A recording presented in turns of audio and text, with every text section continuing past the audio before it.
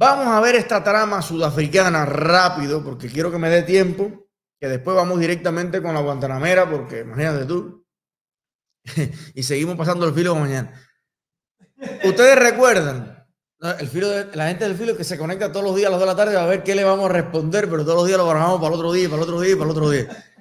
Bueno, ustedes recuerdan que se dio una situación en Cuba que tiene que ver con los estudiantes sudafricanos que recibieron unas galletas, unas batillas, unas dobladuras de brazos, se los llevaron por la fuerza, bueno, por una fiesta que tenían en la beca, etcétera, etcétera, etcétera. Pues ha salido un ministro, nada más y nada menos que de Sudáfrica, a explicarle al Parlamento sudafricano, que ha, por supuesto, cuestionado al gobierno de Sudáfrica, le ha dicho, pero ¿qué están haciendo ustedes para poder preservar la seguridad de nuestros estudiantes en otros países del mundo? Miren lo que pasó en Cuba. Bueno, pues el ministro sudafricano ha salido a decir que fue culpa de los estudiantes sudafricanos que tenían la música puesta a una hora que no era correcta. Por tanto, ese galletazo tremendo, todo lo que pasó, el tonfazo que le metieron a otro, toda la cosa, pues está justificada por el propio gobierno sudafricano. Y tú te preguntas a veces, porque si tú analizas, tu gobierno es como tu abogado, ¿no? Es como que un abogado vaya ahora al tribunal donde está el fiscal y el juez y diga, no, pero es verdad que es culpable mi cliente. En general, tu mamá, tu papá y tu gobierno, tú aspiras a que al menos fuera de tu país, mira cómo hace México con los emigrantes mexicanos, cómo hacen los americanos con los ciudadanos americanos, independientemente de cuál fue el problema, yo estoy de tu parte. Y vamos a ver qué parte de razón tienes, porque ya en contra tuya tienes a todos los demás, para que haya equilibrio. Pero tú te preguntas, ¿y por qué será que este ministro sudafricano dice no hay ningún problema, las autoridades cubanas actuaron bien y todo eso?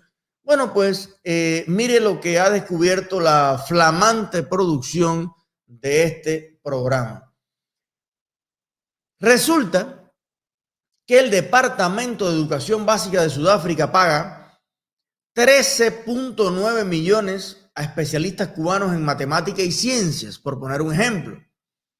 Como está la educación en Cuba, que la gente no sabe decir gracias, ni buenas noches, ni buenos días, que gran parte de los adolescentes cubanos te sale para allí para el malecón y lo que le coge es miedo, porque se bajan del P1 aquel y él, la bronca, el mal ambiente. No se puede educar ya a los jóvenes cubanos en el respeto, en la educación, en la cosa, porque el sistema de educación está paupérrimo en muchos lugares, pero estamos dando lecciones de educación en Sudáfrica.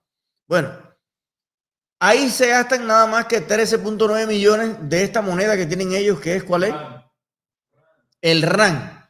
Que para que se tenga una idea, más o menos esos 13.9 millones vendrían siendo ¿qué cosa en dólares? Ahora vamos a sacar la cuenta. Pero lo que hemos descubierto es que hay varias personas de los sindicatos de profesores de Sudáfrica, como mismo pasa en Ecuador, en México, en otros lugares, que se preguntan ¿por qué gastarse millones de rand trayendo de un país lejano a los profesores cubanos si aquí hay profesores que están buscando trabajo y que están categorizados con el mismo nivel académico y no se le ofrecen esos mismos empleos? Bueno, pero además, fíjate, además hay ahora mismo en Sudáfrica un contingente de trabajadores cubanos para la administración del agua y tapar los salideros de las ciudades en Sudáfrica. Sí, así como les cuento. Fíjate, ya viste la educación. Ahora vamos a los salideros. Bueno, pues Sudáfrica está preocupada porque bombea más agua de la que llega a los hogares, quiere administrar bien sus recursos naturales y nada más y nada menos le ha pedido ayuda a la dictadura de Cuba, que ha mandado un contingente de especialistas para acabar con los salideros en Sudáfrica. Bueno, la gente que le está corriendo el agua por delante de la casa ahora se preguntará en Camagüey, en La Habana, en el Cerro, en todas partes, ¿dónde están los expertos para acabar con los salideros en Cuba? Bueno, pues mira, estamos tapando los huecos en Sudáfrica. Otra millonada que cobra la dictadura y le da una miseria a los especialistas en ese sentido. Bueno, pero también el portavoz del Departamento de Educación Básica dijo que los maestros, bueno, esto era la parte de que los maestros no encuentran, ¿no? Bueno, pero no se queda ahí. Escuche esto. La forma en la que se hizo ese contrato estuvo mal, porque hay profesores sudafricanos que están calificados y desempleados. Que pensé, eso dice un diputado sudafricano, pensé que deberían ser capacitados por los maestros cubanos para que tengamos la habilidad en casa y no necesitar importarlos más. A esto le siguió la importación de 24 ingenieros de Cuba hace 3 meses para reparar y ayudar con la deteriorada infraestructura de agua del país. Ok, lo que venía hablando. También hay 28 médicos cubanos a un costo de 32.5 millones para luchar contra la COVID.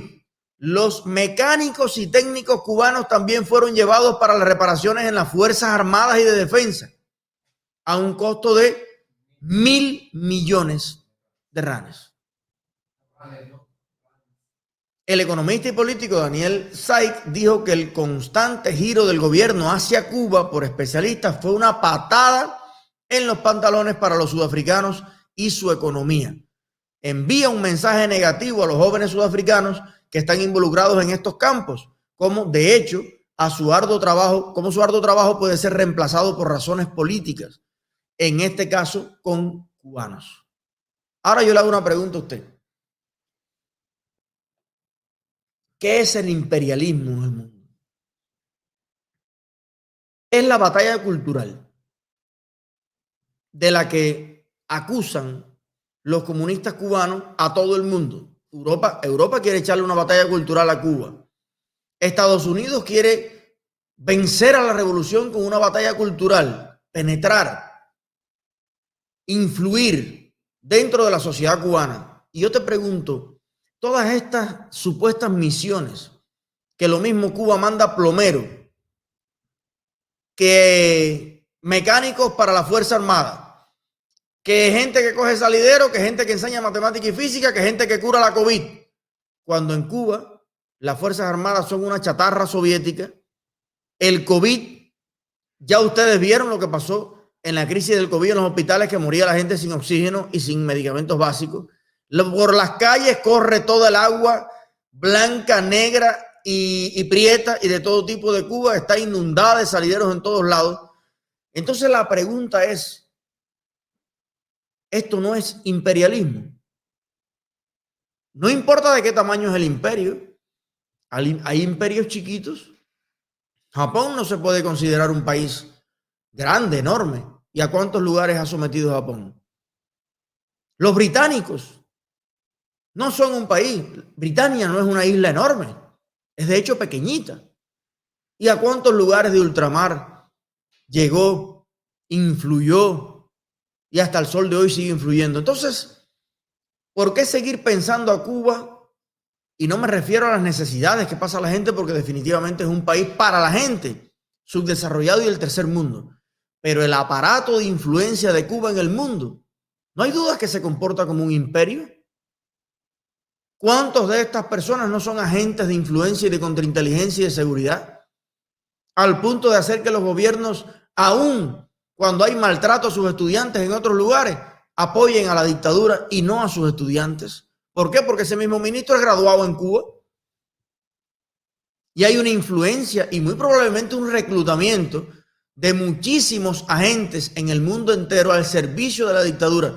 ¿Quién influye más en Sudáfrica, Estados Unidos o Cuba? ¿Quién influye más en Argentina? ¿Quién influye más en Ecuador? ¿Quién influye más en Perú? ¿Quién influye más en Nicaragua? ¿Quién influye más en Venezuela, Estados Unidos o Cuba? Señores, me parece que estamos pasando por alto la capacidad enorme que el imperio dictatorial de La Habana tiene en el mundo entero, y mucha gente sigue pensando en la pequeña islita bloqueada, que sé yo. No, para resolver los problemas en Cuba no hay fuerza nacional, ni vergüenza nacional, ni especialistas, ni soluciones. No, los problemas en Cuba son eternos y cada vez son más. Pero les puedo asegurar que el pueblo de Cuba no es parte del esquema que maneja la dictadura para su propio beneficio. El pueblo de Cuba es gente que vive ahí, que además en el esquema totalitario de Cuba hay que alimentar con las cuotas estas que tienen de arroz, de azúcar, de la bobería esa. Y realmente el pueblo de Cuba es gente que le estorba a la dictadura. Niño, qué jodido que viven 11 millones de gente aquí, niño de madre. ¿Cómo no se fueran todos para el carajo? Porque en el esquema que ellos tienen hay muchísima gente intermediando en todos estos pactos inexplicables con Brasil, con el partido de Lula, con los otros. Señores, el esquema de corrupción más grande del planeta lo tiene desplegado en el mundo la dictadura que hay en Cuba. Y por eso hay tanta gente comprada, tantos políticos, tantos diputados en muchos lugares que no quieren que la dictadura de Cuba se caiga, porque la dictadura de Cuba es una fuente de soborno, de corrupción, de enriquecimiento, de tráfico, de influencias y de millones de dólares en muchísimos países del mundo. Ese sistema versus una oposición cubana sin dinero, totalmente dependiente de una recarguita del exterior. Dime qué oposición seria en el mundo depende para hablar por celular que le pongan una recarga. ¿Cuántos opositores cubanos, declarados opositores dentro de Cuba, tienen un carro? ¿Tienen una buena casa? ¿Cuántos tienen un negocio? ¿Cuántos son dueños de una compañía? Estamos hablando de una lucha que se hace de desposeídos completamente, aspirantes a la solidaridad, que alguien le tire algo al mundo, contra multimillonarios. Hay una inmensa cantidad de personas que son millonarios a costa de la corrupción con los servicios médicos, con la cooperación, con el deporte, con nosotros, que no son los cooperantes, que lo que cogen es una limosna de todo esto. Son los burócratas, los jefes, los intermediarios, los que median en el contrato, los que convencen al diputado que presente la moción para que aprueben el dinero, para que lo manden para Cuba, para que lo pongan en Suiza, para que lo manden para el otro lado. El día que todo eso se descubra, nos vamos a sentir el pueblo más estafado del mundo. Lo que pasa es que hay una narrativa para mantener entretenido al país. La historia perfecta, el barbudo, el Fidel, el Estro, todo eso es un mecanismo de propaganda para que usted no piense en estas cosas, que son las verdaderas motivaciones de muchas personas para seguir defendiendo a la dictadura. Carlos Lazo también es parte de una red en el mundo de agencias, de pasajes, de viajes, de esto, de lo otro. Señor, el tiburón se baña y salpica. Y salpica a mucha gente en el mundo. Y hay millones de dólares detrás de eso.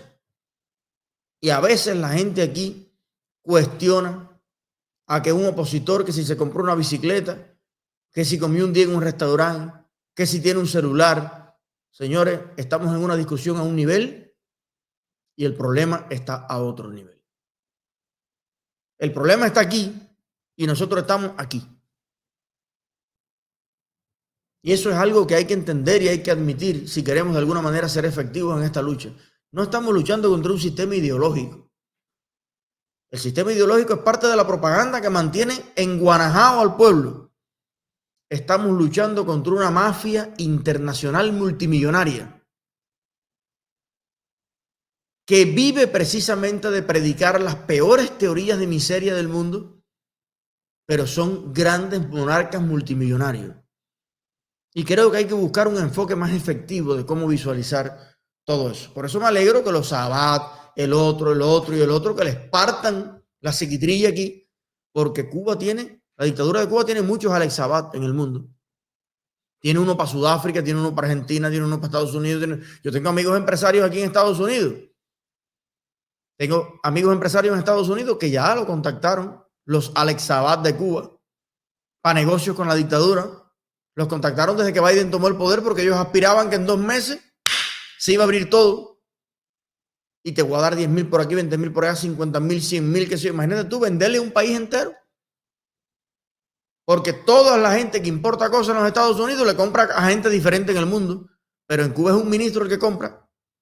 Y le dice, todo el aceite de los hoteles de este año lo vamos a comprar a ti. No, qué maravilla, 100 millones de dólares en aceite. ¿Y cuánto es eso? No, 10 para ti, 10 para mí. Y 80 de Liborio los vamos a gastar en el aceite tuyo, que es el más malo del mundo.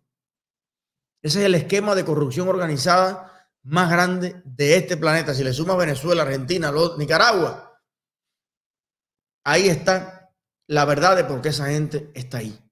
Y lucha con los dientes y garra, porque son realmente multimillonarios sin haber creado nunca ni un baño público. Esa gente no le ha aportado a la historia de la humanidad ni un puesto para limpiar zapatos. Qué maravilla hacerte multimillonario solo porque tienes un cargo, porque tienes una firma. Por eso yo cada día aprecio, valoro y respeto más a los empresarios. A ese Rey Chávez que llega a los Estados Unidos con una mano delante y otra atrás y empieza vendiendo fritura en un puestecito y después se compra la esquinita y después pone una pila de productos y después llega al mercado y se convierte en un tipo exitoso. Con años de trabajo y esfuerzo. Ah, no. Los burócratas de Cuba se hacen multimillonarios con la firma. Listo, yo soy el que decido quién va a invertir aquí, quién va a invertir allá. ¿Te das cuenta por qué las dictaduras quieren ser más totalitarias todos los días? Porque quieren tener más poder para sí. Ese es su negocio. Ese es su negocio.